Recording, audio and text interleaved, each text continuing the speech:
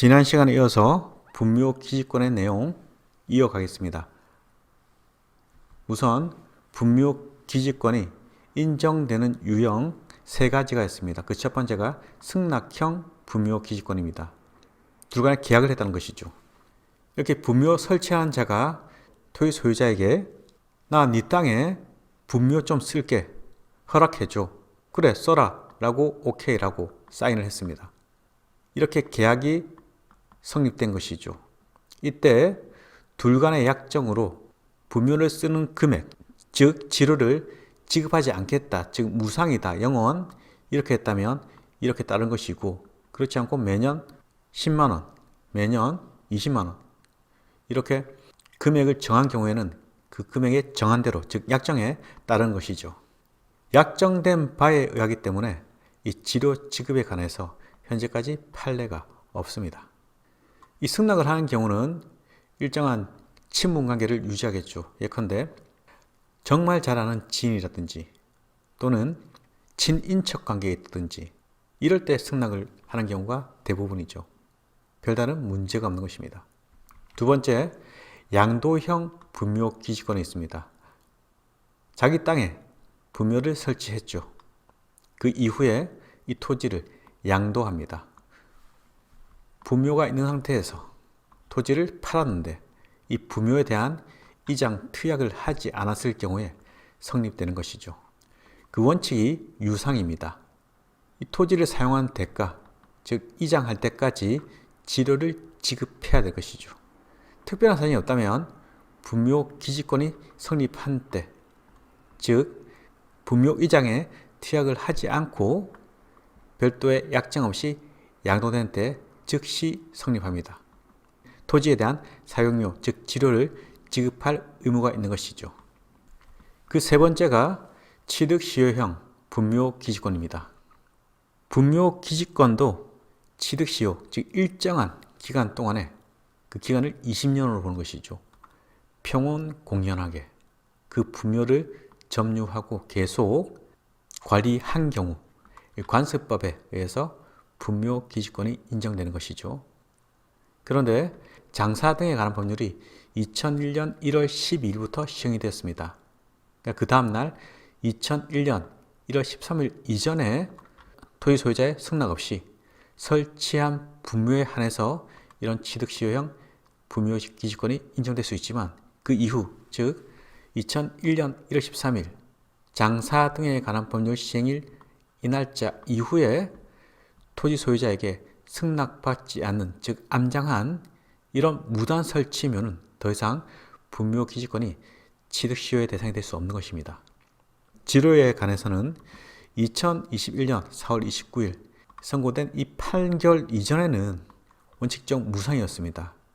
그런데 이 토지 소유자에게 이 분묘기지권이 이 가혹한 처사다라는 차원에서 분묘기지권자에게 이제는 토지 소유자가 당신이 내 땅을 사용하고 있는 이 분묘와 분묘 주변을 제사를 위한 목적으로 사용할 수 있는 이 범위 내에서 이 지료에 대한 청구를 하면 이 청구한 날부터 이 지료 지급 의무가 있다는 대법원 판결이 있었죠. 따라서 이제는 취득시효형이라도 이렇게 토지 소유자가 지료를 청구하면 그 다음 날부터 지료 지급 의무가 있는 것이죠. 형성권에 속합니다. 따라서 토지 소유자는 이제 분묘 설치자에게 이 지료를 청구할 수 있는 것이죠.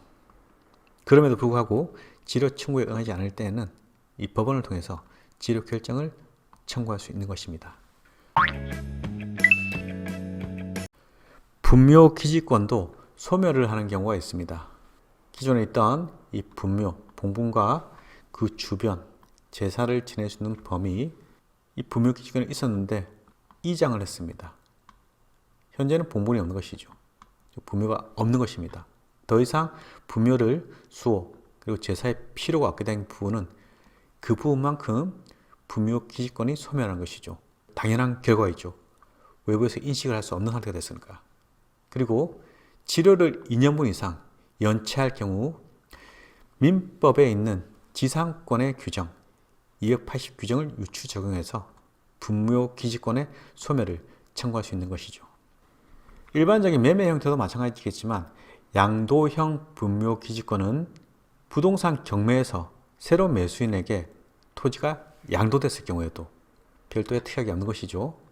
이렇게 취득한 경매에서 매수인은 당연히 지를 청구할 수 있는 유상원칙이 인정되는 것이고, 만약 토지 소유자가 취득시효를 통해서 분묘기지권을 취득했더라도 이제는 지료 청구에 대한 권한이 있는 것이죠.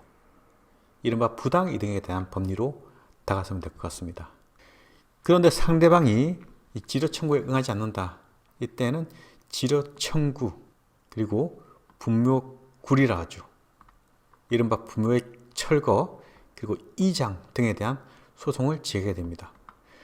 이 소송을 제기할 때는 소장을 제출합니다. 법원에. 지료 청구와 분묘에 대한 철거, 이장 등에 대한 주의적, 예부적 청구이죠. 이때 법원에서는 이 지료 청구를 소송을 제기한 당사자의 말만 듣고 인정해 주지 않습니다. 감정을 하게 되는 것이죠.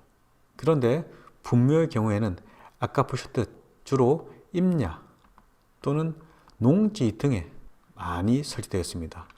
지료는 임대료를 말하는 것이고, 임야와 토지는 감정평가 금액의 약 1%에서 2% 정도는 밖에 적용되지 않습니다. 결국 지료는 청구는 할 수 있지만 큰 돈이 되지 않습니다. 오히려 소송 비용보다 못할 수도 있는 것이죠. 소송한 결과 지료에 대한 감정평가 금액을 적용해서 지료를 지급하라 라는 인용 판결을 하는 것이죠.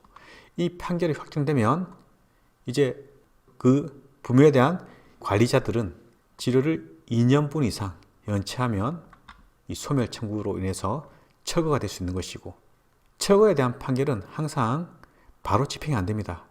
대체 집행 신청을 해서 그 결정을 얻게 되고 집행관에 의해서 분묘 이장 집행을 하는 것이죠. 그런데 이 분묘에 대해서 소송을 하려고 하면 첫 번째, 당사자 적격에 대한 부분이 문제가 됩니다. 과연 누구를 피고로 삼아야 될지 이러한 문제에 봉착되고 있는 것이죠. 관련된 상세한 처리 방안은 이 기초강의 끝난 이후에 별도로 또 확인하도록 하겠습니다. 이번 시간은 분묘기지권에 성립되는 유형과 지료의 청구 그리고 소멸에 대한 기본적인 내용을 같이 확인했습니다.